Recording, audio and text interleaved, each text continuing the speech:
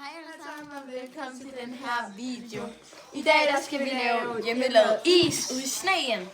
Ja. Og vi starter egentlig bare med en halv liter piskefløde. Ja, så bagefter. Hvad bagefter piskefløde? Hvad bagefter piskefløde?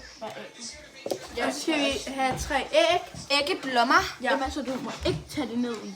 Måske skal vi gøre det i en skål først. Æggeblommer. Okay, Ja. vi pauser i videoen.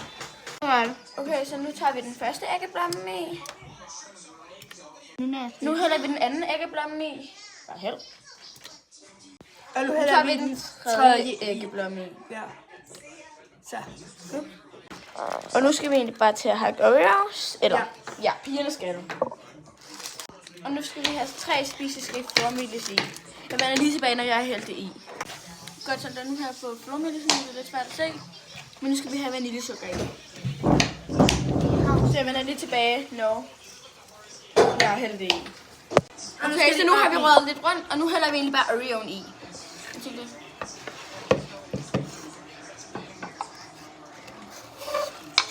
Det kan godt være, at vi lige tager lidt mere Oreo i, men ja. Det tror jeg ikke, vi Lidt.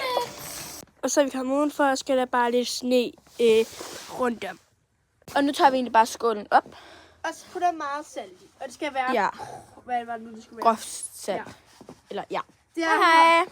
Godt, så nu har vi taget salt i, og nu skal vi bare mixe i alt for lang tid. Ja, og måske anbefaler vi en... Ikke at tage Oreoen i, inden man pisker. Og en Vi skal stå herude i en time. Ja. Så det kommer jo til at blive virkelig fedt, fordi vi har nogle elpisker. Hvad? Okay, så nu har vi egentlig bare lige fået nogle elpisker, så nu kommer det ikke til at starte lang tid. Okay, nu er det faktisk begyndt.